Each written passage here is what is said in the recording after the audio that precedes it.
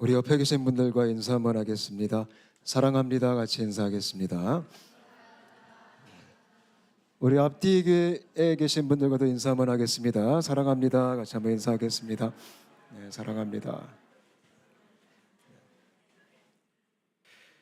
아, 어제는 그 초딩들이 여기 앉았는데 오늘은 중고딩들이 앉아 있습니다.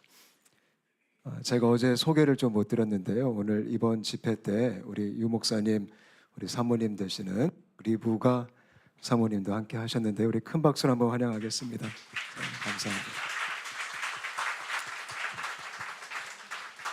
감사합니다. 그리고 우리 이번 또 집회와 세미나를 위해서 저기 한국에서 우리 위지엠 팀들이 11분이나 오셨습니다.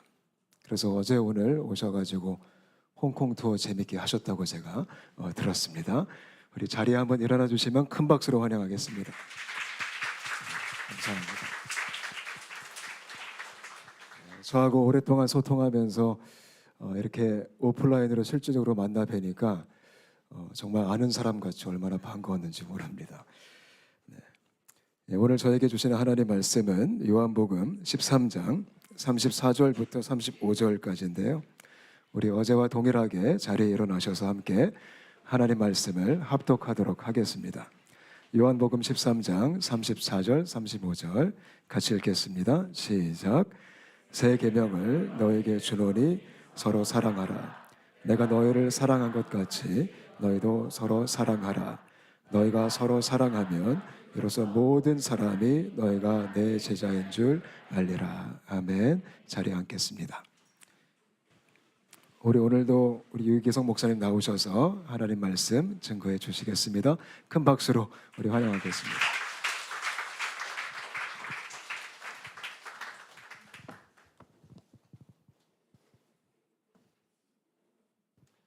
감사합니다. 여러분들을 축복합니다. 이번 부흥회 끝나면 진짜 사랑합시다. 네, 정말 아주 마음에 그렇게 결심을 하고 말씀을 들으세요. 네, 사랑은 늘 좋은 말씀이니까 그냥 여러분 귀에만 듣기 좋게 그냥 지나가기가 쉬워요. 사랑에 대한 설교를 한두 번 들은 것도 아니고. 근데 문제는 정말 사랑해야지. 그리고 하나님 저 사랑하게 해주세요. 그렇게 기도가 안 나온다는 점이에요. 그게 문제입니다. 사랑에 대해서 많이 알고 또 나도 다른 사람에게 사랑에 대해서 충고도 하기도 하고 아이들에게 서로 싸우지 말고 사랑하라 그렇게 야단도 치고 실제로는 그렇게 내가 사랑하게 해주세요 라고 하는 기도가 안 나오는 것, 그게 참 문제예요. 어느 목사님 지금은 선교사로 나가 계신데 자주 그렇게 부부싸움을 하셨대요. 목사가 또 선교사로 나갈 마음이 있는데 부부싸움 하는 것이 늘 마음이 이렇게 자책이 되셨답니다. 근데 해결이 안 되더래요. 자꾸 말다툼이 되는 거예요. 그래서 어느 날 사모님하고 그렇게 약속을 했답니다. 우리 앞으로 또 말다툼하면 우리 하나님 앞에 생활비를 다 헌금하기로 하자. 사모님도 이제 마음이 그런 불편함이 있었기 때문에 그렇게 하자고 그렇게 약속을 했대요. 앞으로 또 우리가 또 말다툼하면 하나님 앞에 생활비를 그냥 다 교회에서 주는 사례비를 다 헌금하는 것으로 그렇게 약속을 했는데 약간은 마음이 불안하더래요. 야, 우리가 진짜 앞으로 또 말다툼하면 정말 어떻게 하나. 근데 정말 어느 날 아무 생각 없이 그냥 서로 이렇게 말다툼을 한 거예요. 사모님이랑 목사님이. 그리고는 가슴이 철렁 내려앉은 거예요. 생활비를 다 헌금하기로 그렇게 서원을 했거든요. 정말 마음이 떨리지만 그렇게 하나님께 약속도 했고 실제로 말다툼도 했으니 그래서 하나님 앞에 생활비를 그냥 그대로 헌금을 한 겁니다. 지금 정말 먹고 살 길이 한 달 동안은 정말 막막한 상황에 가서야 이렇게 우리가 너무 쉽게 말다툼하고 그렇게 부부싸움을 했구나. 그렇게 마음에 정말 뼈저린 교훈을 얻게 된 거예요. 한 달 동안 생활비 없이 살아야 되는 거죠. 근데 너무나 놀라운 것은 그 다음 날 그렇게 고쳐지지 않던 큰아들 병이 깨끗하게 나음을 받은 거예요. 그러니까 한 달 생활비로는 해결이 안 되는 병이에요. 근데 그 병이 나음을 얻은 거예요. 하나님께서 그 목사님 네 분에게 너무나 놀라운 확증을 주신 겁니다. 절대로 부부 싸움 하나도 예사롭게 넘기면 안 된다. 그리고 정말 그 다음부터 목사님과 사모님 사이에 다툼이 없이 지낸다는 거예요. 그 목사님에게 있어서 중요한 문제는 정말 사랑하고 살아야 되겠다. 부부 싸움도 하지 말아야 되겠다. 부부 싸움을 너무 당연하게 생각을 하는. 집에서 아이들에게 야단치고 큰 소리 내고 너무 그냥 자연스럽게 받아들이는 거예요. 그럴 수도 있지 뭐. 그게 해결이 안 되는 거예요. 저는 솔직히 하나님, 제가 사랑하게 해주세요. 그런 기도를 못 드렸었어요. 왜냐하면 그 사랑에 대한 절박함이 없었기 때문에. 정말 사랑하고 살아야 되겠다. 그런 절박감이 없으니까. 그 대신에 하나님, 설교를 정말 잘하게 해주세요. 은혜로운 설교하게 해주세요. 그 기도는 정말 많이 했어요. 왜? 중요하다고 생각했어요. 성령의 능력을 주세요. 그래야 목회가 잘 된다고 생각했어요. 하나님, 제가 목회를 잘할 지혜를 주세요. 그건 너무 내게 절박했으니까. 근데 사랑은 왜 그런지 자꾸 뒤로 밀리고 실제로 기도를 거의 안 했어요. 사랑하게 해달라고. 내가 정말 사랑하게 해달라고. 근데 알고 보니까 가장 중요한 기도였어요. 은혜로운 설교나 목회의 능력이나 목회의 지혜나 그런 모든 것보다도 목사인 저에게 있어서 가장 중요하고 절박한 것이 사랑이었어요. 여러분들에게도 똑같아요. 가장 중요한 건데 가장 중요한 줄을 모르는 거예요. 그리고 다 안다고 생각하는 사랑. 열심히 하면 되지 뭐. 내가 안 해서 그렇지. 나도 한다면 해. 이런 정도로 생각하는 겁니다. 근데 사랑이 뭔지를 알고 난 다음부터 이건 진짜 큰 기도 제목이구나 하는 걸 알게 됐어요. 우리가 사랑하는 것은 그냥 세상 사람들이 흔히 말하는 그런 사랑이 아닙니다. 오늘 말씀에 본 것처럼 우리의 사랑은 예수님이 하신 것처럼 사랑하는 거예요. 예수님이 하신 것처럼. 예수님이 하신 것처럼 사랑하는 것은 어떻게 사랑하는 건가? 원수도 사랑하는 거예요. 우리가 사랑하는 사랑이 어떤 사랑인지를 그저 한마디로 말하면 원수도 사랑하는 거예요. 요한복음 13장 34절 35절 오늘 본문 말씀이 새 계명을 너에게 주노니 서로 사랑하라. 내가 너희를 사랑한 것 같이 너희도 서로 사랑하라. 내가 너희를 사랑한 것 같이 너희도 서로 사랑하라. 그러면 모든 사람이 너희가 내 제자인 줄 알리라. 너희가 예수 믿는지, 너희가 구원받았는지, 너희가 하나님의 자녀인지 어떻게 안다고요? 우리가 예수님이 사랑한 것처럼 서로 사랑하면, 그러면 사람이 다, 저 사람은 예수 믿고 구원받고 하나님 자녀구나, 그렇게 안다는 거예요. 그렇게 살지 못하면 사람들이 헷갈린다는 겁니다. 저 사람 교회 다니는 건 아는데 구원받은 사람일까? 그건 모른다는 거예요. 누가 모르냐면 가족들이 모르는 거예요. 가족들이. 남편이 아내를, 아내가 남편을, 저 사람은 정말 구원받은 사람일까? 그게 헷갈린다는 거예요. 부모가 자녀를, 자녀가 부모를. 가족들조차도 정말 저 사람이 구원받았을까? 그 점이 헷갈린다는 거예요. 뭘 보면? 예수님처럼 사랑하지 못하는 거예요. 여기 새 계명을 너에게 주노니, 어느 목사님이 이 구절을 가지고 아주 재미난 표현을 하셨어요. 어느 날 제자들이 예수님에게 우리에게도 꼭 지켜야 될 계명을 가르쳐 주세요. 그랬더니 예수님께서 그래, 너희들에게 꼭 지켜야 될 계명을 가르쳐 줄게. 너희들 서로 사랑해라. 제자들이 이건 중요한 말씀이야. 얼마나 은혜로워. 이런 거 꼭 써놔야 돼. 너무나 은혜 받고 달게 받았어요. 그리고는 그 다음 날 제자들이 주님 또 은혜로운 말씀을 우리에게 좀 가르쳐 주세요. 어제 너무 은혜 받았어요. 정말 감동받았어요. 정말 그 말씀이 중요한 거라고 알았어요. 근데 또 말씀을 좀 주세요. 그랬더니 주님이 그러냐 그러면서 너희가 서로 사랑하거라. 제자들이 예수님 말씀을 잘 받긴 했는데 마음이 약간 좀 마음이 찜찜해요. 주님이 어제 말씀하신 원고를 그냥 또 읽으시네. 어제 한 설교인데 또 사랑하라 그러시네. 그럴 수도 있지 뭐. 주님도 바쁘시니까 그죠? 어제 원고를 오늘 그냥 또 하실 수도 있지. 어제 병자도 고치고 귀신도 쫓고 주님도 정신이 없었을 거야. 그렇지, 이건 중요한 말씀이니까 2번 하셨지. 그래서 그냥 또 좋게 받았어요. 그 다음 날 주님 우리에게 정말 새 계명을 좀 가르쳐 주세요. 새로운 말씀을 주세요. 그때 주님이 그래, 너희들에게 꼭 해주고 싶은 말씀이 있어. 그러면서 너희들이 서로 사랑해라. 제자들이 이제 좀 시험이 들라고 그러는 거예요. 지금 이건 너무하잖아. 어떻게 원고가 하나밖에 없을까? 설교 원고가. 물론 은혜로운 설교긴 한데 나도 하라면 할 것 같아. 이제 이런 식의 분위기인 거죠. 그래서 이건 안 되겠다. 베드로에게 좀 직언을 해. 그러니까 회장 뽑아준 거잖아. 예수님께 가서 제자회를 대표해서 좀 건의를 해. 좀 새 말씀을 주세요. 우리에게 좀 새로운 설교도 해주세요.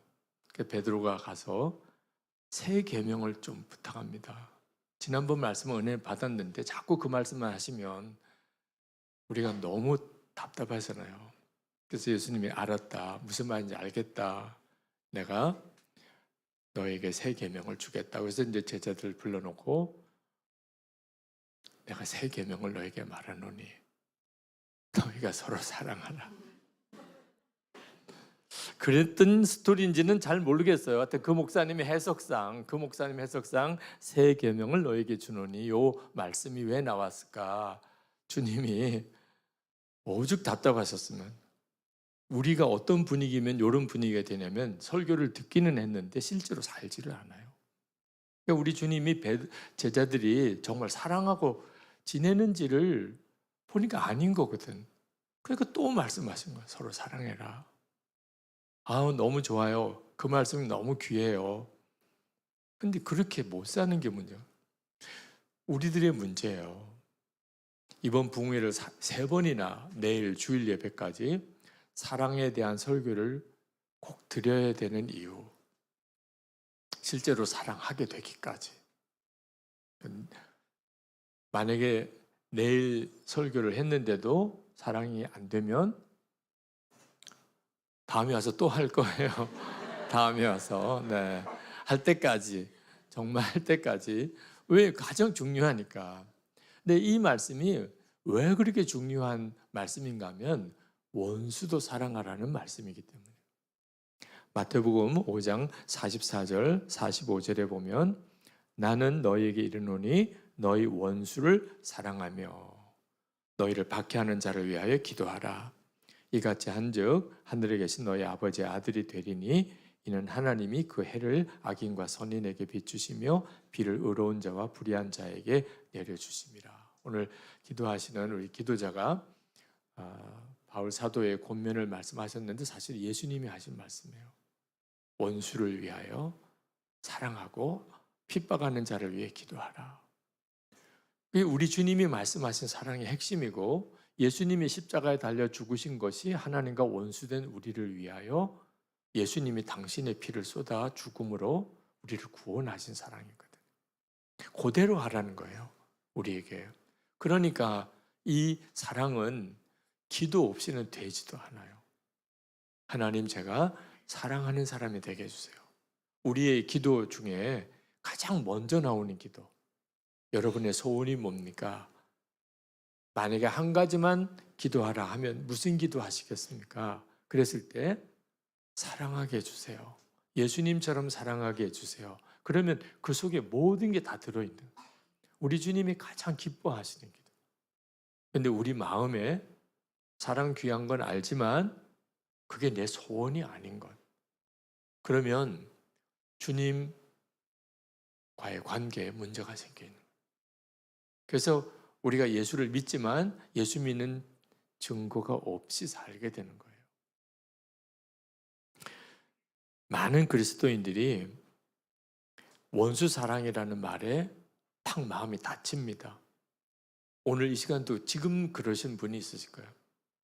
이제 한 50분 정도 지나고 한 1시간 우리 설교를 듣고 난 다음에 이제 기도하는 시간에 하나님, 제가 원수도 사랑하는 그런 사랑을 제게 주십시오. 이런 기도가 나오면 오늘 정말 하나님의 은혜 역사가 일어난 거고, 1시간쯤 지나고 난 다음에 짜증만 더 나.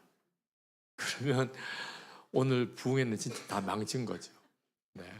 그 1시간도 안 되는 이 짧은 시간에 원수도 사랑하라. 아멘. 그렇게 해주세요. 정말 제가 그렇게 되기 원합니다. 이런 기도가 나올 수 있을까? 작가 정연희 씨가 쓴 원수 사랑이라는 시가 있습니다. 제가 그 시를 읽어드릴게요. 원수를 사랑하라. 원수를 사랑하여라. 무슨 말입니까, 주여? 내 하나님이여, 이 무슨 말씀입니까? 내게는 그리도 엄격하시면서 어찌 내 원수에게 그리 관대하십니까? 보아라, 나와 함께하는 것아, 내가 원수와 똑같은 얼굴이 되는 것을 나는 참을 수 없구나. 자, 원수를 사랑하라는 말씀을 모르는 사람은 없어요. 그런 말씀이 있구나. 그런데 문제는 그게 기도가 안 돼요. 원수도 사랑하라? 오히려 마음에 반발이 생겨요. 우리가 누구를 미워하면 다 까닭이 있으니까 미워하는 거죠. 그죠? 우리가 어떤 사람을 괜히 미워하지 않잖아요. 그죠? 진짜 나쁘니까. 정말 잘못하고도 잘못한 줄도 모르니까. 얼굴도 너무 뻔뻔하니까. 한두 번 잘못한 것도 아니니까. 그런 정도쯤 되는 사람이니까 우리가 미워하는 거지. 우리가 괜히 아무나 미워합니까? 솔직히 이야기해 보자고요. 아니, 우리가 진짜 누구를 미워할 때는 그 사람이 미워할 일을 하니까 미워한 거잖아요.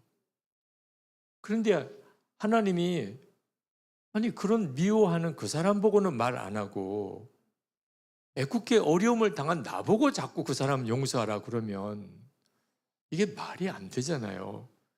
그런 마음이 당연히 일어나는 거죠.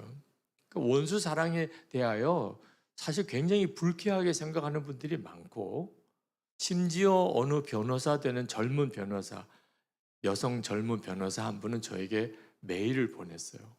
저에게 당신은 피해자에 대한 폭력을 행사한 거라는. 어떻게 피해를 당한 사람에게 자기의 가해자를 용서하라, 사랑하라. 이건 끔찍한 일이라는 거예요. 목사님 절대로 그렇게 설교하면 안 됩니다. 변호사다우시더라고. 정말 변호사다우시더라고. 잘못한 사람이 벌을 받아야 되는 거지. 피해를 입은 사람 보고 용서까지 하라니. 이건 말이 안 되잖아요. 그 충분히 이해가 돼요. 그분이 크리스천인 것이 안타까웠을 뿐이에요. 일반 하나님을 믿지 않는 세상 사람들에게는 사실 원수 사랑은 말도 안 되는 거예요. 근데 왜 예수 믿는 우리에게는 하나님이 그렇게 말씀하신 걸까요? 왜 그러신 걸까요? 우리가 우리에게 잘못한 사람과 똑같아지는 것이 안타까운 거예요. 우리에게 잘못한 사람이 나빠요. 잘못했지요. 그러니까 우리 마음에 화가 나고 그 사람에 대한 미운 마음이 드는 건 당연하지요. 그런데 그러다 보니까 똑같아지는 거예요. 우리에게 잘못한 그 사람이나 피해를 당한 나나 우리 하나님 보시기에는 똑같은 거예요. 자, 그런가 안 그런가? 여러분이 자녀들을 기르는데 아이들이 싸웠어요. 그러면 부모 눈에는 누가 잘했나가 보여요? 형제끼리 싸운 게 안타까워요. 형 보고는 왜 동생을 안 품어주냐? 동생 보고는 왜 형 대접을 안 하냐? 누가 잘했나 잘못했나가 문제가 아닌 거예요. 형제들끼리 싸운 것 자체가 안타까운 거예요. 아니, 받아주면 되지. 아니, 형으로 마땅히 잘 존경해야지. 그죠? 아이들 입장에서 똑같아요. 엄마 아빠가 싸웠어요. 그러면 아이들 입장에서 아빠 잘했나 엄마 잘했나 절대 그 생각 없어요. 아니, 왜 엄마 아빠는 싸우냐 하는 거예요. 아니, 좀 받아주면 안 되나 말이에요. 아빠가 좀 받아주고 엄마가 좀 받아주면 안 되나. 하나님 마음이 똑같다니까요. 우리는 뭐가 잘못됐고 그 사람이 나에게 무슨 해를 끼쳤고 그런 점을 따지고 싶어요. 그래서 좀 하나님 앞에 좀 심판을 좀 제대로 받고 싶어요. 하나님 마음은 그 마음이 아니라는 거예요. 원수를 사랑하라는 말은 하나님 보시기에 내게 원수같이 하는 그 사람과 내가 이제는 똑같아졌구나. 용서 못해. 나는 그 사람 절대로 받아줄 수 없어. 그런 사람 사랑이 안 돼. 하나님 보시기에는 똑같아진 거예요. 사실 우리 예수 믿는 우리들에게 있어서 하나님이 왜 원수도 용서하라고까지 하셨냐 하면 우리에게 주신 은혜가 워낙 크기 때문이에요. 여러분, 원수도 사랑하는 게 어려울까요? 속죄함을 받는 게 어려울까요? 굉장히 어려운 문제를 제가 지금 여러분에게 드렸죠. 네. 속죄함을 받는 게 비교 안 되게 어려워요. 불가능해요. 어렵다는 게 아니고 우리가 죄를 지었는데 그 죄가 다 씻음을 받는 그런 일이 있을 수가 없어요. 어떤 사람이 죄를 지었는데 다 죄가 씻음을 받았어요. 아주 없어졌어요. 그 죄가. 어떻게 그런 일이 가능해요? 그런 일이 일어나게 하기 위하여 하나님께서 사람이 되시고 그리고 그가 십자가에 죽으셔야만 됐어요. 우리의 죄가 깨끗하게 씻음을 받게 하기 위하여. 자, 그러시고는 우리를 그렇게 모든 죄에서 사하시고 지옥의 권세에서 건지시고 하나님의 자녀가 되게 하신 다음에 우리에게 요구하신 건 뭐예요? 너희도 원수를 사랑하라. 자, 원수 위해서 목숨 바치라. 그렇게 안 하셨어요. 원수를 위해서 자식도 죽이라. 이렇게도 말씀 안 하셨어요. 그냥 너에게 잘못한 자를 용서하고 그 사람도 사랑하라고 하셨어요. 근데 그것도 안 된다면 그럼 이건 심각한 문제가 되는 거죠. 여러분이 이제 여러분에게 피해를 끼친 사람, 정말 잘못한 사람, 도무지 용서가 안 되는 사람 생길 때 그때 여러분이 받은 은혜를 생각해야 돼요. 우리가 하나님께서 허락하시는 부흥이 뭔지를 잘 알아야 합니다. 우리는 죽은 사람이 만약에 살아나면 그건 깜짝 놀라는 일이에요. 이건 하나님이 살아계신가 봐. 그런데 죽은 자가 살아나는 일은 마귀도 얼마든지 그렇게 할 수 있어요. 이제 마지막 때가 되면 죽은 자가 살아나는 일을 온 세상 사람이 보게 될 거라. 그리고 사람들이 저 사람이 진짜 신이구나 이렇게 할 때가 올 거라고. 엄청난 미혹이 전 세상에 퍼질 거예요. 그러니까 죽은 자가 살아나는 기적이 놀라운 일이긴 해도 마귀도 얼마든지 흉내낼 수 있는 일. 그런데 원수를 사랑하는 것은 마귀가 흉내도 못 내는 일이에요. 그러니까 진짜 기적이 뭔지, 정말 놀라운 일이 뭔가, 우리 예수 믿는 우리와 예수 믿지 않는 사람의 차이가 도대체 뭔가?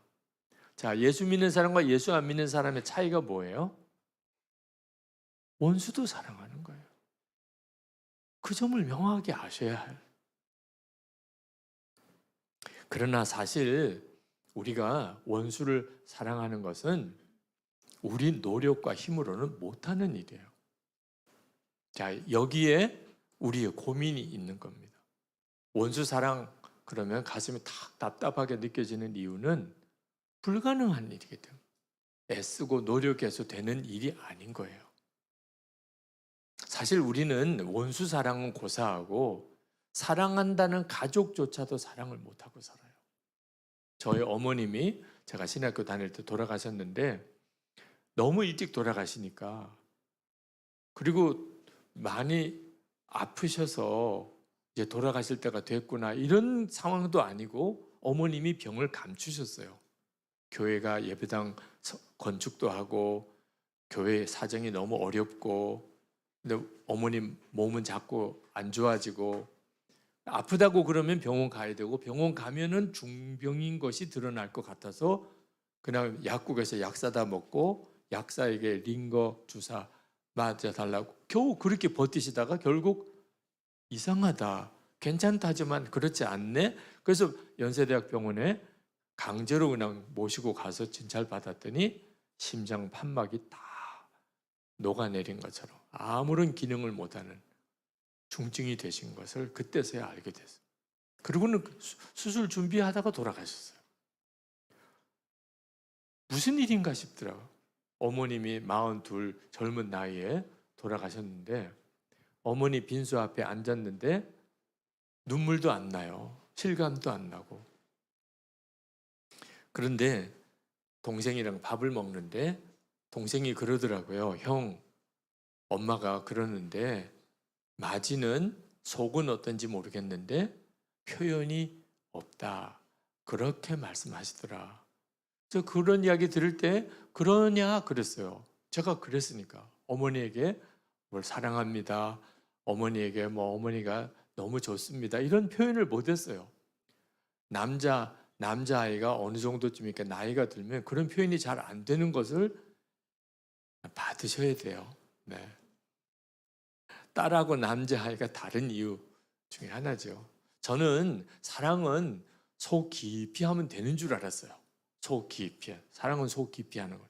저희 동생이 있었는데 우리가 남자 형제가 셋이고 막내가 여동생인데 이 셋째는 그렇게 엄마 사랑해. 엄마가 제일 이뻐. 엄마가 해주는 밥이 제일 맛있어. 엄마 좀 앉아봐. 내가 어깨 주물러 줄게.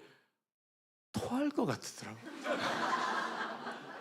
아니 남자아이가 그러면 안 되잖아요. 남자는 속 깊이 사랑하는 거지 입으로 하는 게 아니잖아 사랑을. 그래서 불러다가 충고까지 했다니까. 너는 어떻게 모든 걸 다 입으로만 하냐. 사랑은 속 깊이 하는 거야. 엄마가 너처럼 말로만 하는 걸 좋아하시겠니? 잘했죠? 그건 충고해 줘야 되잖아요. 그런데 어머님이 돌아가실 때 그나마 동생을 통해서는 위로도 받고 기쁨도 얻으셨는데 맞이는 제가 맞이거든요. 맞이는 속은 어떤지 모르겠는데 표현이 없다. 그러셨다는 거예요. 그리고 밥 먹고 빈소에 앉아서 어머니 영정사진 이렇게 보고 앉았는데 갑자기 눈물이 확 쏟아지더라고요. 속은 어떤지 모르겠는데. 아니 아들이 엄마를 사랑하잖아요. 그걸 어떻게 모른다고 할 수 있어요? 근데 어머님이 그러셨다. 속은 어떤지 모르겠는데. 어머니 돌아가실 때 그 목회자의 아내로서 그 힘들고 어려웠던 그 순간들을 수도 없이 겪어 가시면서 저를 통해서는 한 번도 위로도 기쁨도 얻지 못하셨다는. 그게 그렇게 마음이 안타깝더라고요. 저는 제 아내에게도 사랑한다는 고백을 못하고 살았어요. 제가 부산에서 거기서 자랐습니다. 경상도, 전라도 이렇게 남도 쪽에 사는 남편이랑 같이 사시는 분들은 사랑 고백을 들을 생각을 접으세요. 네. 그쪽 출신들은 주로 죽을 때 한 번 해요. 여보 사랑했었어? 으악 이렇게. 네. 남편이 사랑한다는 고백을 안 하면 아직 죽을 때가 안 됐구나 그런 위로를 받으셨어요. 아니 당연히 사랑하는 거죠. 뭐 남편이 아내를 사랑하잖아요. 그걸 꼭 말로 표현해야 돼요. 여보 나 사랑해. 왜 그렇게 쓸데없는 질문을 하는지 모르겠어요. 월급 갖다 주면 사랑이잖아. 네. 아니, 뭘 어떻게 더 필요해요? 저는 그런 줄 알았는데 정말 설교 준비를 가정의 달 설교 준비를 하다 보니까 표현되지 않는 사랑은 사랑이 아니라는 거. 그때 알았어요. 왜 우리 교회 여성도들의 얼굴이 누렇게 떠 있는지를. 사랑한다는 표현이 없이 그렇게 사니까 여자들이 삶에 기쁨이 하나도 없더라고. 그래서 여러분, 남편 여러분, 아내에게 사랑한다고 표현해야 됩니다. 표현되지 않는 사랑은 사랑이 아닙니다. 그렇게 이제 설교 원고는 썼는데 딱 제가 문제예요. 제가 그렇게 설교하면 제 아내가 아유 말은 잘한다 이렇게 할 거 아니겠어요? 그래서 그래 내가 이번 주일 설교하기 전에 아내에게 사랑한다는 고백을 해야 되겠다. 나부터 먼저 하고 그다음 설교를 해야지. 근데 사랑한다는 고백을 하려면 아무렇게나 할 수는 없잖아요. 분위기가 있어야 되잖아요. 분위기가. 아니 여자가 좀 한 5분 정도 가만히 좀 있어주는, 그래야 남편이 여보 사랑해 이렇게라도 하지 뭐 계속 설거지하고 빨래하고 뭐 청소하고 뭐 전화하고 언제 사랑한다는 고백을 하냐 말이에요. 계속 호시탐탐 기회를 노리다가 잘 때야 되겠다. 그때가 제일 좋겠다. 그래서 이제 자러 나는 누워 있고 그러다가 잠이 들었어. 깨보니까 새벽기도 갔어요. 새벽기도 가려고 깨서 할 수도 없고 그렇게 토요일이 된 거예요. 오늘 못하면 그러면 내일 설교를 못하는 거예요. 그래서 교회에서 기도를 하고 집에 갔어요. 믿는 자에게 능치 못함이 없느니라 하신 주님. 여러분, 남편이 아내에게 사랑 고백을 할 때는 성령이 임해야 돼요. 그래야 이게 속에 있는 마음이 표현이 되는 거예요. 정말 하나님 앞에 기도를 무장하고 정말 능력을 주시옵소서. 그리고 분위기 따라서는 못하는 일이다. 그러나 일단 얼굴 보면 무조건 여보 사랑해 이렇게 해야 되겠다. 그래서 이제 문 초인종을 눌렀어요. 열쇠도 가져갔었지만 문 열어줄 때 해야 되겠다. 아내가 왜 열쇠 안 가져갔냐고 그러면서 문을 딱 열어주는데 한 5초라도 가만히 있어야 되죠. 문을 열고 가만히 좀 있어야 여보 사랑해 이렇게라도 가지. 싹 돌았으면 어떻게 하냐 말이에요. 방에 들어갔는데 큰일 났어요. 오늘도 못할 것 같아요. 내일 설교는 너무 힘들어. 근데 아내가 뭘 가지러 방에 들어오는 소리를 들었어요. 제가 옷장에 옷을 거는데 지금 해야 돼요. 근데 얼굴 보고는 못 하겠더라고요. 그래서 장롱 보고 했어요. 여보 사랑해. 그러고 난 다음에 돌아봤어요. 근데 너무 놀라는 거예요. 아니 너무 놀래도 내가 미안하잖아요. 내일 설교하려고 오늘 그렇게 한 건데 내일이면 그래서 그랬구나 이렇게 알 텐데 너무 고마워하고 너무 감사해하고 뭐 그렇게 사랑한다는 말을 해서 그냥 답답했던 거 뭐 그동안 속상했던 거 뭐 마음이 너무 힘들었던 거 내가 다 없어졌다 그러고 너무 고마워하니까 내가 더 미안하더라고. 저는 저희 딸에게도요 좋은 아빠가 아니었어요. 저에게 딸이 둘이 있는데 큰 딸이 중학교 들어갈 때 아빠 다른 교회 가면 안 돼요 이러는 거예요. 여러분 목사 딸이 다른 교회 가면 돼야 안 돼요? 우리 교회 중고등부 어떻게 하냐. 담임 목사님 딸이 다른 교회 가버리면 너무 철이 없다는 생각이 들었어요. 그래서 아무리 철이 없어도 할 말 있고 안 할 말 있고 이것도 생각이라고 의견이라고 말할 수 있는 건 아니잖아요. 막 화가 났는데 그래도 나도 목사 아들로 자랐었기 때문에 목사의 딸로서 무슨 어려운 일이 생겼나 보다. 교인들은 목회자의 자녀의 어려움을 잘 이해를 못해요. 그러나 온 교우들이 다 알고 있는, 온 교우들이 다 지켜보고 있는 이게 어떤 때는 굉장한 어려움이에요. 나이가 들고 사춘기가 되면 그 점이 더 어려워요. 저희 딸도 이제 사춘기가 돼서 그런가 보다. 누가 또 목사 딸이라고 뭐라고 또 말을 했나 보다. 그래 화내면 안 돼. 이때는 받아줘야 돼. 그런 생각이 들더라고요. 그래서 도대체 누가 뭐라고 그랬니? 무슨 어려운 일이 생겼니? 아빠가 다 해결해 줄게. 아빠한테 이야기해. 말을 안 하는 거예요. 그러니까 제가 목소리가 자꾸 커져요. 말을 해야 아빠가 도와주지. 아니 무조건 다른 교회 간다 그러면 어떡하냐. 말을 해 도대체. 근데 제가 무섭다는 거예요. 아빠가 무서워서 하루라도 아빠가 없는 다른 교회 가서 주일은 보내고 오면 안 되겠네요. 여러분 제가 저희 딸에게 자상한 아빠일 것 같아요? 무서운 아빠일 것 같아요? 그래서 사람은 외모로 판단해서 안 된다고. 외모로는 알 수가 없어요. 그 사람이 진짜 어떤 사람인지. 도대체 어떻게 아빠가 무서워서 다른 교회를 가야 된다는 생각을 했을까? 이야기를 들어봤어요. 6년 전에 초등학교 1학년 때 제가 뭔가 꼭 고쳐야 되겠다. 이건 반드시 고쳐야 될 거야. 이렇게 좀 마음이 벼르던 것 하나 가지고 일부러 억지로라도 혼을 냈어요. 고쳐. 그리고는 외초를 들고 매를 댔습니다. 근데 그때 제가 외초를 들고 화를 내는 제 얼굴이 저희 딸 마음에 확 박힌 거예요.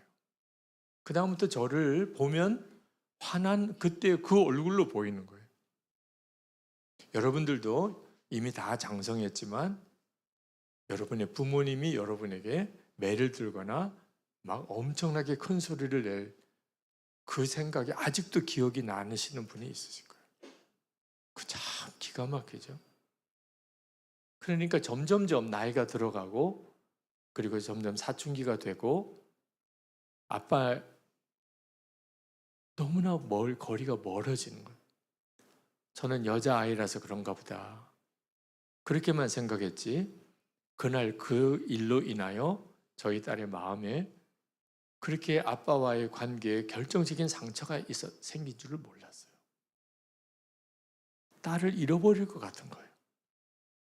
제가 저희 딸에게 용서해달라고 했어요. 아버지가 중학교 1학년 딸에게 용서를 구하는 일이 정말 어려운 일이지만 잘못하면 영원히 딸을 잃어버릴 것 같아요. 왜 아빠가 나에게 용서를 구하느냐고, 나 잘 되라고 야단치신 건데 말은 그렇게 하지만 이미 마음에는 상처가 깊어요. 아빠가 잘못했다. 너를 뭔가를 버릇을 고쳐야 되겠다. 그렇게 생각하고 야단을 쳤지만 너가 충분히 이해하도록 설명을 못 해주고 그리고 야단치고 난 다음에 내 마음을 풀어주려는 노력도 아빠가 몰랐다. 내가 그로 인해서 그날 받은 마음의 충격과 마음의 상처가 얼마나 컸는지를 아빠가 전혀 이해도 못했고 그리고 제대로 대처도 못해준 거. 아빠가 정말 잘못했다. 용서한다고 말을 해주면 좋겠다. 그러면 아빠도 그렇지만 내 마음도 풀어질 수 있겠다. 말을 안 해요. 한 5분 동안 가만히 있어요. 저도 그냥 5분 동안 가만히 있을 수밖에 없었어요. 5분 지나서 진짜 닭똥 같은 눈물을 그냥 뚝뚝뚝 흘리면서 제 목을 끌어안고 아빠 용서할게요. 저도 울고 저희 딸도 울고 그러나 감사하게도 회복을 주신 거죠.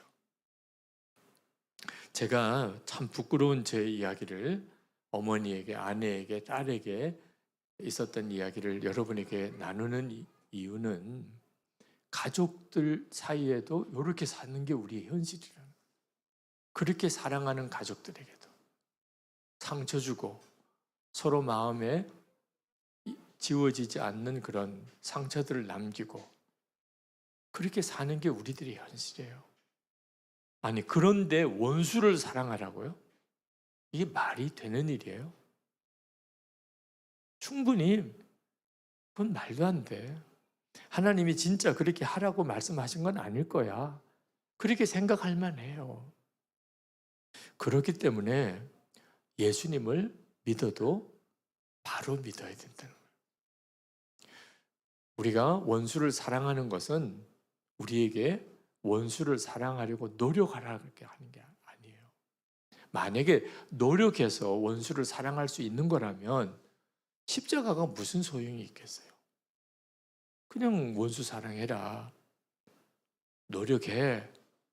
그래서 되는 거라면 예수님이 왜 십자가에 죽으셔야 됐냐고요. 우리 힘으로 못하는 일이에요. 아니, 못하는 일을 왜 또 하라고 그러세요?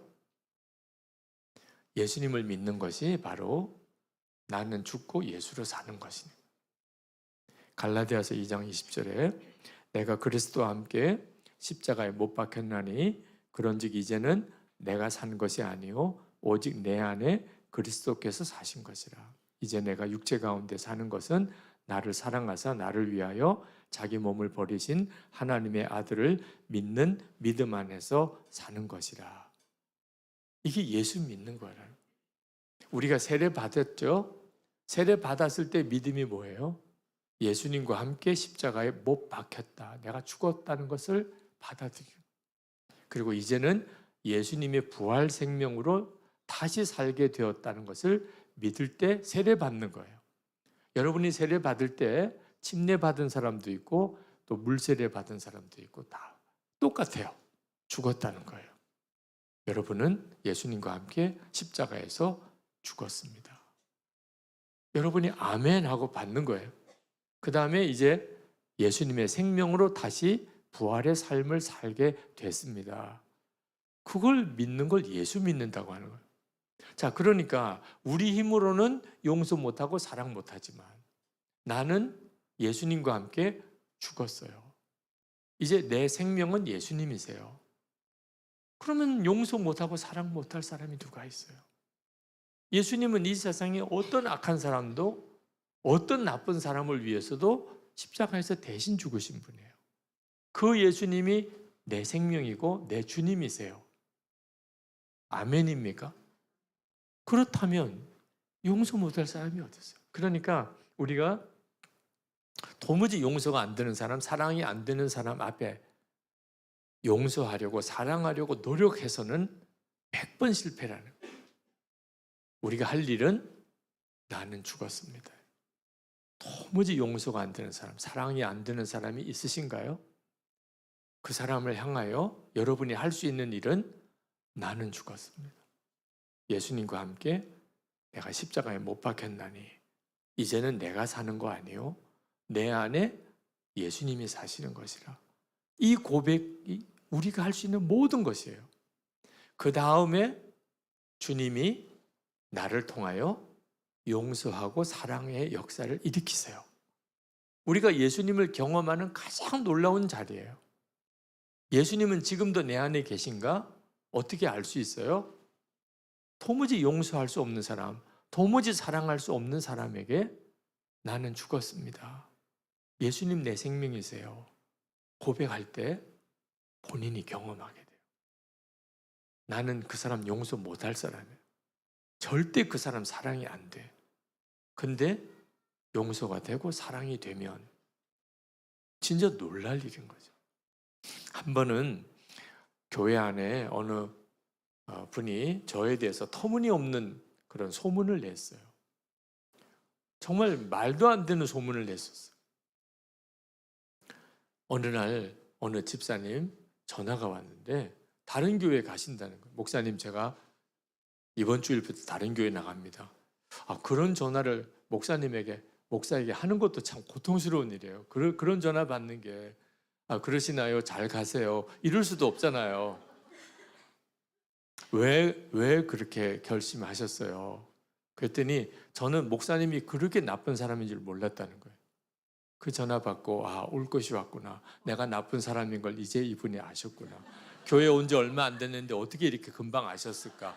근데 제가 나쁜 사람이니까 그 말에 대해서 제가 할 말이 없더라고. 그런데 제가 나쁜 게 워낙 여러 가지가 있기 때문에 어떤 나쁜 것을 아셨나요? 그래야 제가 그다음부터 그것을 어떻든지 고치려고 할 테니까. 그랬더니 그건 말해줄 수가 없다는 거예요. 정말 이건 진짜 정말 말이 안 되는 일이에요. 가실 때는 가시더라도 뭐가 나쁜지는 알려주고 가셔야 제가 고칠 거 아니에요. 그래서 집사님 가셔도 제가 나빠서 가신다니까 어떻게 제가 붙잡겠어요. 근데 뭐가 나쁜지는 말씀해 주세요. 그랬더니 그건 말하면 안 되는데 그러더라고요. 그러면서 제가 어느 교인 돈을 크게 빌려가지고 쓰고 안 갚고 미안해서 계속 그분만 새벽에 기도해 준다는 거예요. 아니 내가 나쁜 게 워낙 많지만 그런 나쁜 일은 안 했거든요. 그래서 아니 집사님 누구로부터 그런 이야기를 들으셨나 그랬더니 교인이 다 한다는 거예요. 교인들이 다 한다는 거예요. 그분이 교회 온 지 얼마 안 되시는 분인데 아니 어떻게 교인이 다 안다고 진짜 교인들이 다 그렇게 안다는 거예요. 제가 그때 얼마나 혼란스럽고 얼마나 화나고 그리고 도무지 목회를 못 하겠더라고요. 아니 그렇게 주일 예배 때마다 목사님 은혜 받았어요. 설교에 은혜 받았어요. 그래 놓고 목사님이 교인 누구 돈 빌려가지고 안 갚고 미안해서 계속 새벽기도 때마다 안수기도 해주고 그래서 새벽기도 때마다 그분한테 계속 기도해주고 있어. 어떻게 이렇게들 서로 이야기를 막 전하고 말도 안 되는 거잖아요. 이건 반드시 밝혀야 돼. 누가 그런 이야기를 처음 한 사람이 있을 거 아니겠어요? 누구한테 들었어요? 누구한테 들으셨어요? 이렇게 찾아가다 보면 그 사람 찾을 수 있겠죠. 그래서 그 사람에게 교인들 앞에서 공개적으로 밝히고 사과하고 내 명예를 되찾아야 되겠다. 그런 마음이 그냥 저절로 들더라고요. 그런데 하나님께서 못하게 막으시더라고요. 절대로 아는 척하지 말고 누구에게 들었냐 따지지도 말고 묻지도 말라는 거예요. 실제로 만약에 제가 그렇게 했다면 아마 그 누군가가 찾아줬겠죠. 그 사람은 교회 생활을 못했겠죠. 사실이 아닌 이야기를 담임 목사에 대해서 그런 이야기를 거짓 소문을 냈으니 또 하나 말을 옮긴 교인들은 또 뭐가 돼요? 제가 그 교회에서 목회를 할 수 있겠어요? 용서에 대한 설교, 사랑에 대한 설교를 제가 어떻게 또 할 수 있겠어요? 그날 봤지 그 유목사 누구한테 그런 말 들었냐고 따져 물을 때 진짜 형사 같았어. 뭐 그랬을 거 아니겠어요? 말은 못하지요. 따지지도 못하지요. 그냥 거짓 소문의 당사자로 그냥 다 감수해야 되죠. 진짜 죽을 것 같더라. 그래서 속이 썩어 죽는다. 그런 말이 나오는구나. 하나님 앞에 기도를 하려고 해도 기도가 안 돼요. 뭐라고 기도를 해야 돼요? 그때 떠오른 말씀이 죽었다는 거예요. 내가 이미 죽었다는 거예요. 그동안에도 그 말씀에 굉장히 강한 도전을 받았었고 저도 설교도 했었지만 그날은 그냥 내 마음에서 저절로 나는 죽었습니다. 하나님, 저는 죽었습니다. 그것밖에는 기도할 게 없어요. 유기성이는 죽었습니다. 그렇지 않으면 진짜 죽을 것 같은 거예요. 몸이. 그렇게 한 10번을 고백했나 봐요. 저는 죽었습니다. 근데 정말 놀라웠게도 죽음이 저에게 임하는 거예요. 저는 죽는 게 나를 어떻게 죽이는 건 줄 알았어요. 근데 내가 죽었음을 믿고 고백할 때 죽음이 임하는 거예요. 그렇게 마음이 평안해져요. 미운 마음도 다 없어지고 따지고 싶은 마음도 없어지고 그러면 사는 거죠. 뭐. 그럼 얼마든지 견딜 수 있죠. 뭐. 그때 하나님 앞에 하나님 주님의 마음을 주세요. 이제 나는 죽었으니까 구할 거는 주님의 마음을 주세요.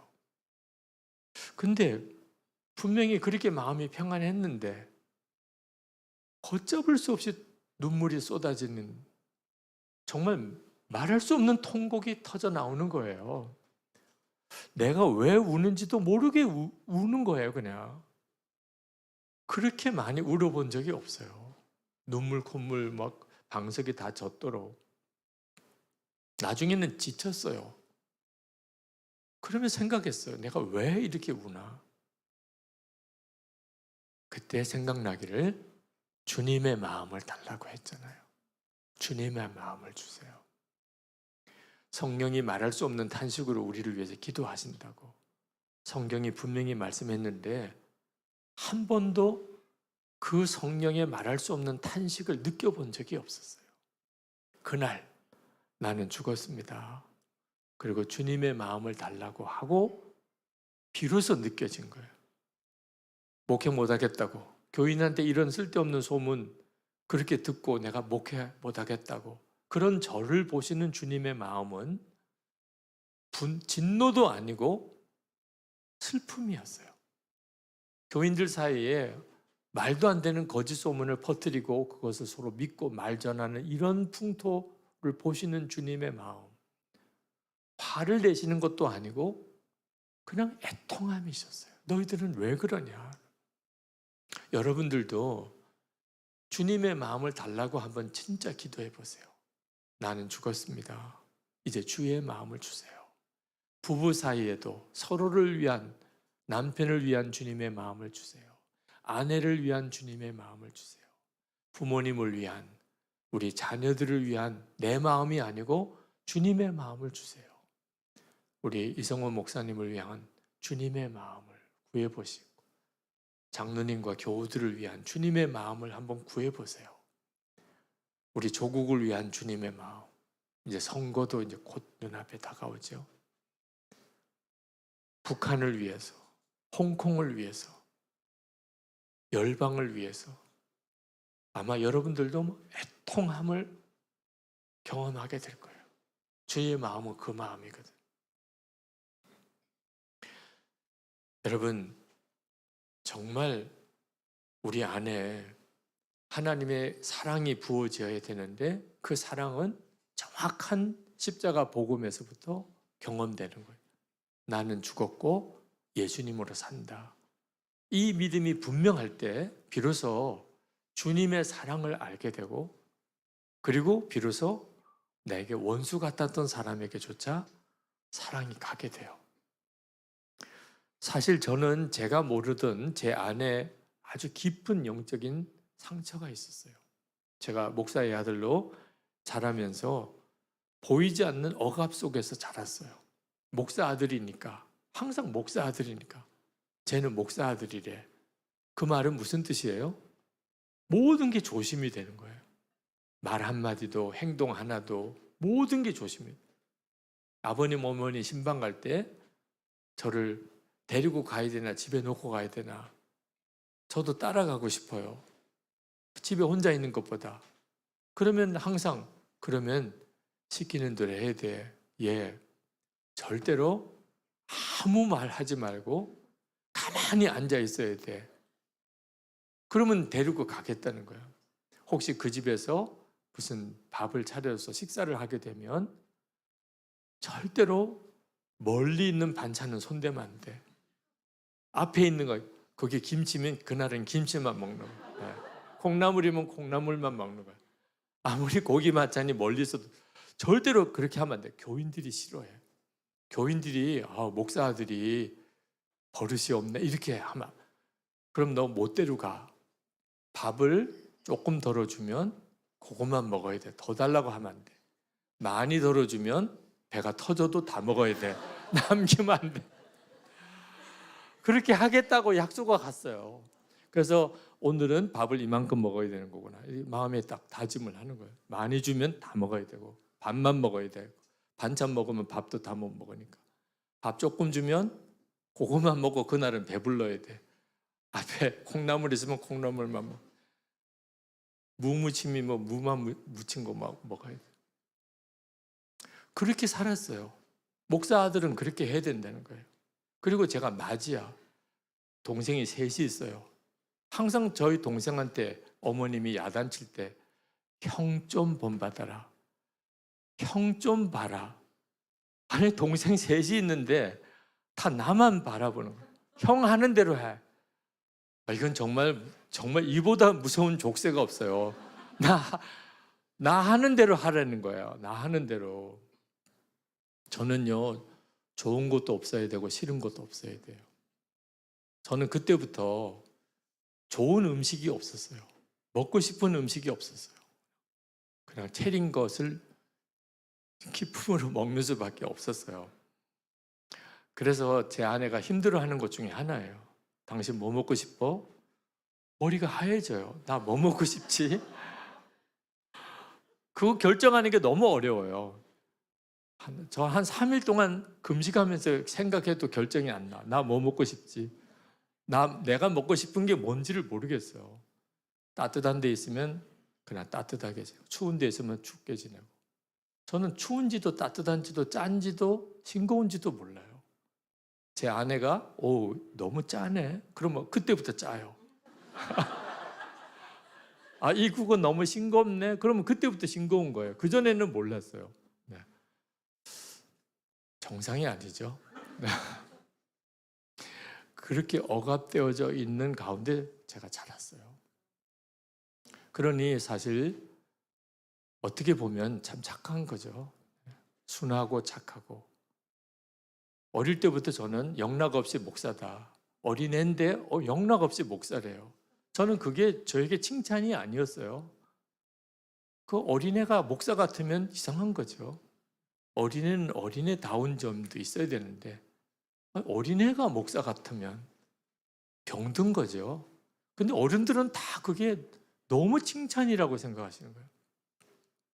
사진관에서 제가 7살 땐가 한복 입고 사진관에서 기념사진을 하나 찍었는데 그날이 무슨 날인지 모르겠는데 하여튼 사진을 찍었어요. 사진사가 계속해서 웃으라는 거예요. 활짝 웃으라는 거예요. 그래서 활짝 웃었어요. 지금도 그 사진이 있어요. 5만 상을 찌푸리고요. 그게 제가 활짝 웃는 거예요. 네. 저 나름대로는 활짝 웃은 거예요. 그런데 찍은 사진을 보니까 5만 상을 다 찌그리고 있는 거예요. 표현이 안 되는 거예요. 제 마음의 표현이 안 되는 거예요. 제가 주님을 만나기 전에 왜 나는 죽고 예수로 살아야 되는지를 몰랐어요. 그렇게 병들어 있는 내가 죽어야 예수님의 그 성품이 나에게서 나타나게 되는 거예요. 우리가 사랑하지 못하는 데는 다 까닭이 있어요. 우리 속에 우리도 모르는 사이에 어릴 때부터 내가 경험했고 받았던 수많은 안 좋은 경험들이 내 속에 계속 분노를 일으키고 슬픈 마음을 주고 그리고 우리로 하여금 사람에 대해서 오해하게 만들고 그런 아주 복잡한 구조 우리 속에 있어요. 여러분도 끔찍한 기억이 있을 거예요. 누구로부터 잊어버리고 싶은 그런 고통스러운 순간을 경험했던 일들. 그런 일들이 여러분들 안에 여러분도 모르는 사이에 사람과의 관계를 다 어렵게 만들어요. 제가 어느 날 나는 다 용서했나? 나는 다 사랑하나? 설교를 준비하다가 저 자신에게 물어봤어요. 특별히 미운 사람도 없고 특별히 마음에 이렇게 앙금을 가지고 있는 사람도 없더라고요. 그런데 갑자기 초등학교 1학년 때 국민학교죠. 국민학교 1학년 때 담임 선생님 생각이 탁 나는 거예요. 다 잊어버리고 지냈던 일이에요. 제 머릿속에 선명하게 떠오르는 기억이 제가 국민학교 다닐 때는 월사금이라고 하는 게 있었어요. 선생님 월급을 그때 당시 학생들이 월사금을 내가지고 그것으로 선생님 월급을 드리던 시절이에요. 그러니까 선생님이 학생들에게 월사금 재촉을 해야 돼요. 조회 시간에 월사금을 냈나 안 냈나, 월사금 그달 안 낸 아이들 불러다가 월사금 가져오라고 그게 조회 시간에 선생님이 하시는 중요한 일이에요. 그날 제 이름을 부르시더라고. 유규성 나와. 그래서 제가 앞에 나왔어요. 교탁 옆에 이렇게 섰습니다. 긴 줄자, 쇠자 가지고 제 머리를 때리시는 거예요. 월사금 가져와. 애들 다 보는 앞에서. 그날 부모님이 무슨 이유인지 하여튼 월사금을 못 내셨는지 하여튼 무슨 사정이 있었던 것 같아요. 근데 맞기를 내가 맞는 거예요. 월사금 가져와. 아마 한 3대를 맞은 거예요. 아프기도 너무 아프고 그 아이가 쇠자로 머리를 맞는 게 얼마나 아픈지 선생님은 아마 모르실 거예요.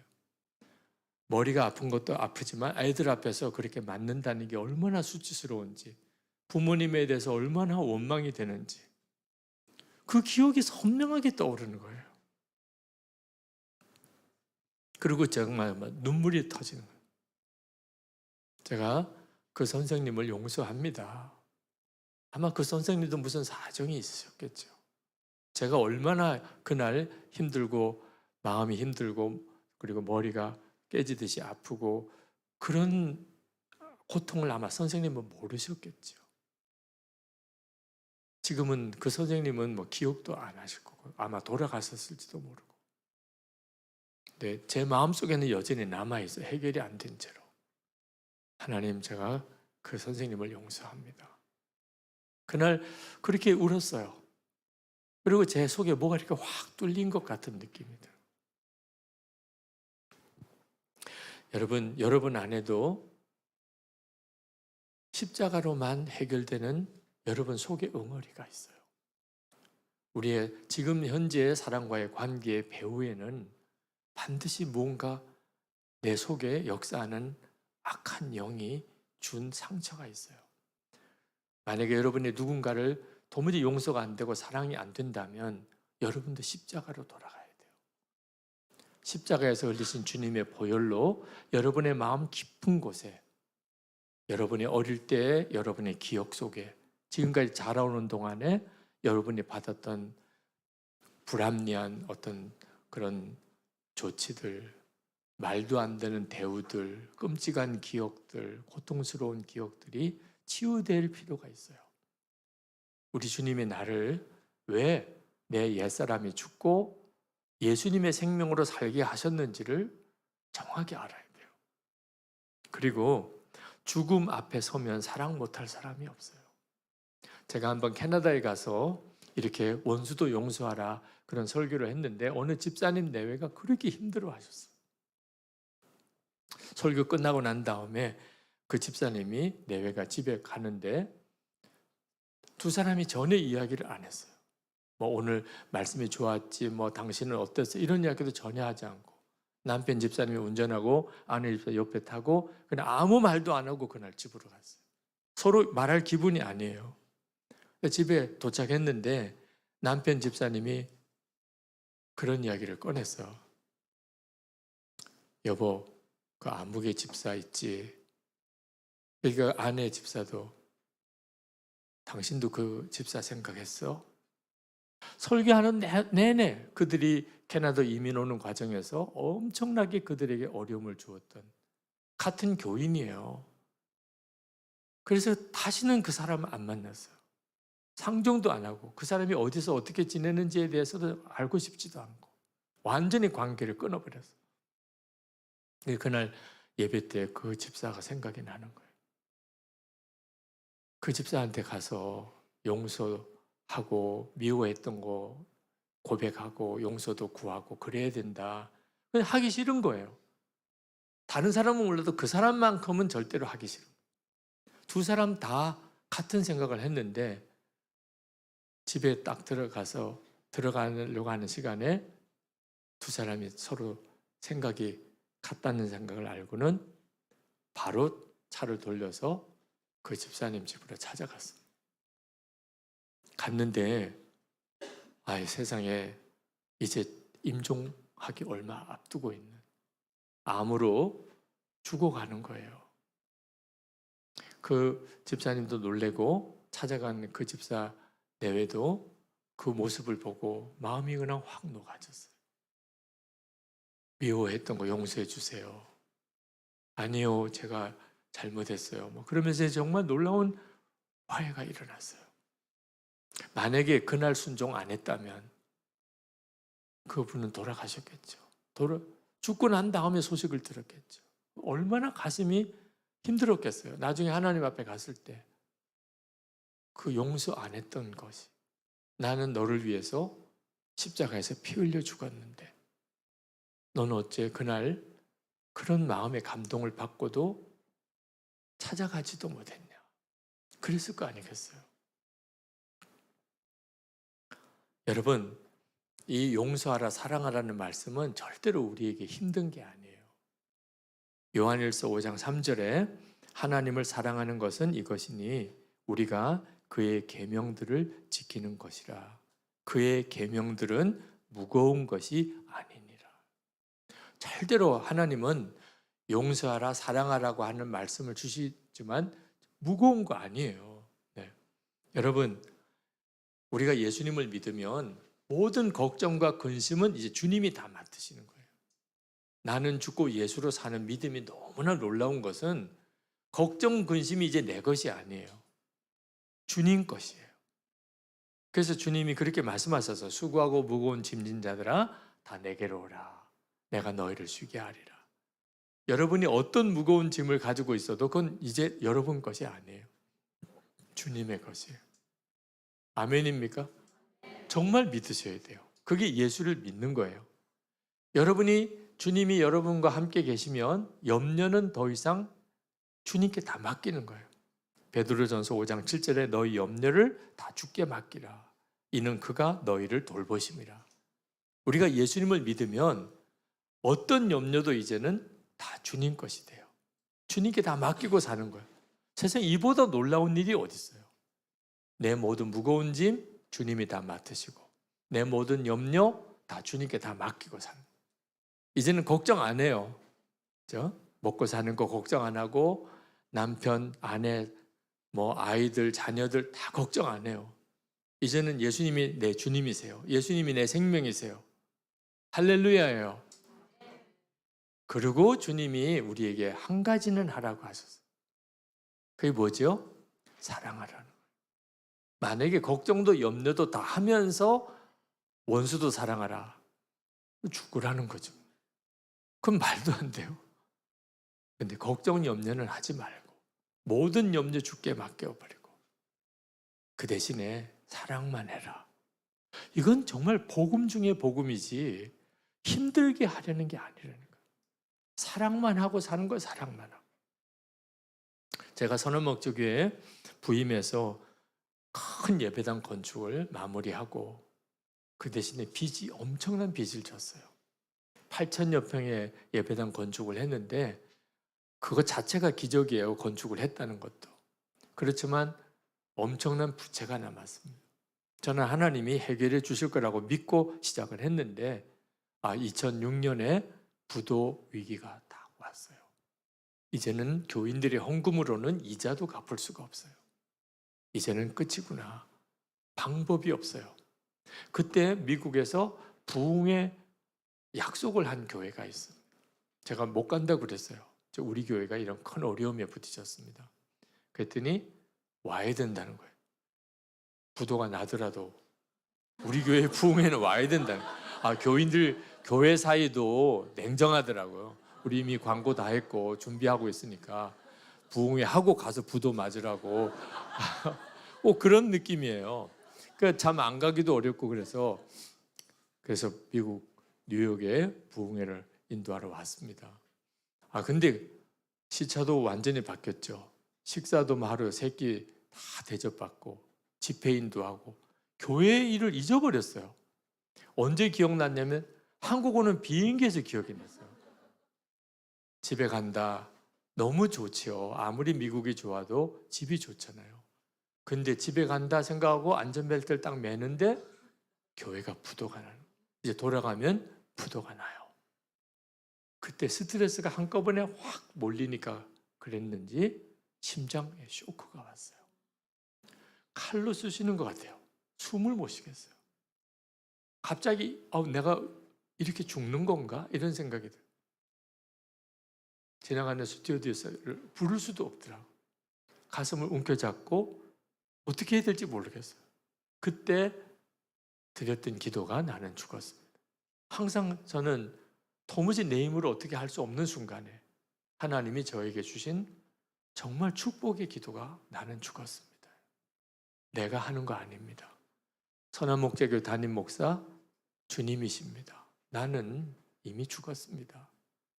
교회 부채 해결, 교회 부흥 다 주님이 하시는 겁니다. 이제 그런 고백이었는데 너무 감사하게도 몇 번 나는 죽었습니다. 그렇게 고백하는데 통증이 쫙 사라지는 거예요. 숨이 쉬어지는 거예요. 살았다. 그런 마음이 들어요. 근데 살았다는 것과 함께 동시에 해결됐다. 교회 부채 해결됐다. 그렇게 생각이 드는 거예요. 믿음은 믿어져야 그게 믿음이에요. 믿어지는데 어떻게 믿어지는데 무슨 어떻게 되어질 것은 도무지 생각이 안 나요. 그렇지만 될 거다고 믿어지는 거예요. 그러니까 너무 편안한 거예요.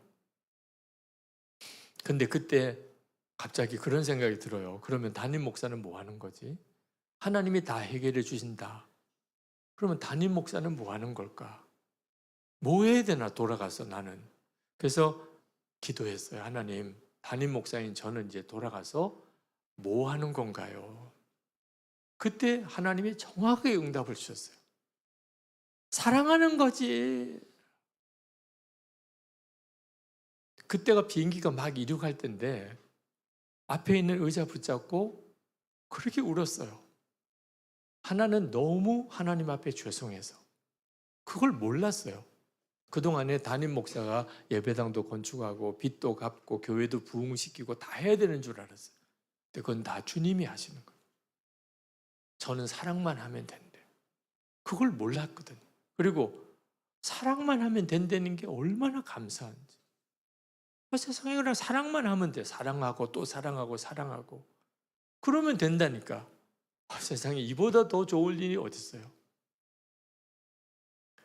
여러분들도 힘들고 어려운 일이 하나둘은 아니실 거예요. 집에 돌아가도 교회 안에도 여러분 직장에서도 그죠? 근데 주님은 걱정 염려하지 마. 그건 다 내가 책임지는 거예요. 그리고 여러분에게는 사랑만 해.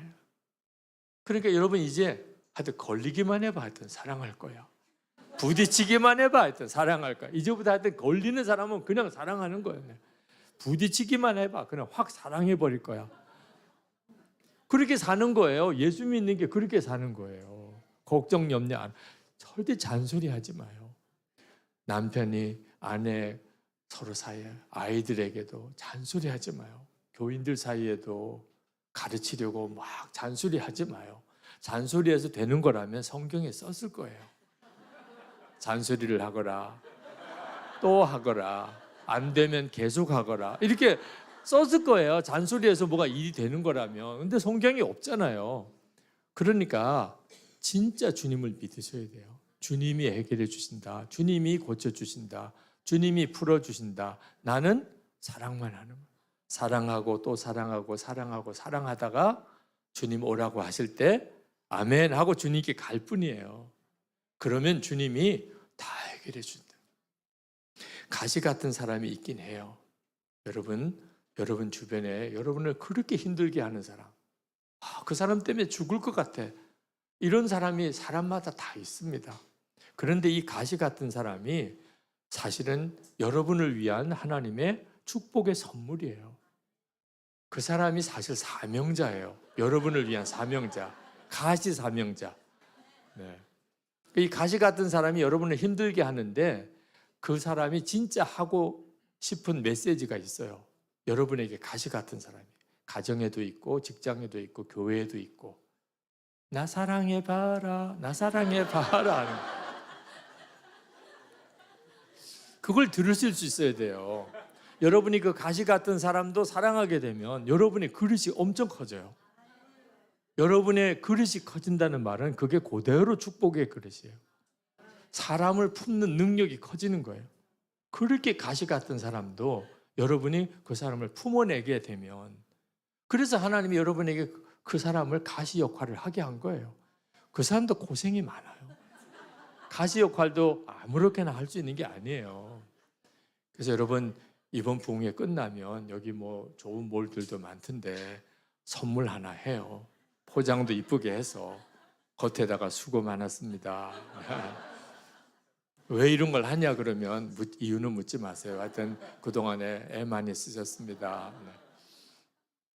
실제로 어느 목사님이 목회를 정말 잘하시는데 교인을 너무 사랑하시는 거예요. 다른 목사님은 그렇게 힘들어하는 교인도 그 목사님은 그렇게 좋아하고 사랑하시는. 그러니까 교인 입장에서는 목사님이 나를 사랑하시니까 그러니까 교인도 목사님을 사랑하는 거예요. 목사님이 나를 사랑할 이유가 없는데 목사님이 사랑하세요. 그리고 진짜인가? 그런데 진짜 같아요. 그러니까 목사님도 사랑받으며 목회하시더라고요. 근데 그 목사님이 그렇게 하게 된 데는 까닭이 있더라고요. 그 목사님에게 형이 계세요. 아버님이 돌아가셨는데 유산 정리를 해야 되는데 형이 부르더래요. 아버지 유산 어떻게 정리하면 좋겠냐. 형이 알아서 처리해 주세요. 그러냐 그러고 다 가져가신 거예요. 아니, 형이 알아서 처리를 해달라는 거지 다 가져가시라는 게 아니고, 형이 동생 몫은 이거고 형 몫은 이거고 이렇게 좀 정리해달라는 거지. 근데 목사인 동생도 목돈도 필요하고 아버지의 유산인데 어떻게 그렇게 다 가져가시는 거예요. 동생 목사 결혼식 때 그때 그 형이 모든 그 축의금을 다 관리했는데 신혼여행 가려고 하는데 식당 주인이 붙잡아요. 식비 내놓으라는 거예요. 하객들 대접한 식비를. 아니, 형이 계산 안 했냐? 형 어디 갔냐? 동생 결혼식 축의금 가지고 도망간 거예요. 세상에 어떻게 이런 형이 다 있어요. 그런데 목회하면서 어떤 교인을 만나도 형보다 나아. 그러니까는 사랑이 되는 거야. 사랑해요. 교인이 당황할 정도로 내가 그렇게 사랑스러운가? 아니요, 너무 사랑스러워요. 우리 형보다 너무 나아요. 형보다 너무 좋아요. 세상에 이런 역사도 있더라니까요. 존 하이드라고 기도의 사람 존 하이드가 있는데 그분이 사랑과의 관계가 어려움이 생기면 하나님 앞에 가서 기도한대요. 십자가의 사랑이 내 속에서 흘러 넘치기까지. 그게 기도의 목표예요. 십자가의 사랑이 내 속에서 흘러 넘치기까지 기도하는. 그럼 해결 안 될 문제가 없어요. 해결 안 될 사람이 없어요. 존 하이드 선교사를 통하여 하나님이 그렇게 놀랍게 역사하셨던 이유예요. 오늘 이제 우리 하나님 앞에 기도합시다. 네. 하나님, 저도 원수도 사랑할 그 사랑을 저에게 주세요. 이런 기도의 마음이 저절로 일어나면 이건 하나님이 하신 거예요. 여러분, 한 1시간 전에 여러분의 마음이 어땠는지 아시잖아요. 원수 사랑 말도 안 돼. 근데 지금 원수 사랑이 돼야 되겠구나. 이건 무슨 역사지요? 성령의 역사죠. 오늘 여러분이 그 일에 응답하세요. 사랑의 사람이 되게 해달라는 기도가 사실은 모든 기도를 다 품은 거예요. 그보다도 더 중요한 기도 없고 그보다 능력 있는 기도가 없어요. 우리 찬송 같이 하고 기도합시다. 주께 가까이 날 이끄소서. 그 찬송하고 우리 같이 기도하겠습니다.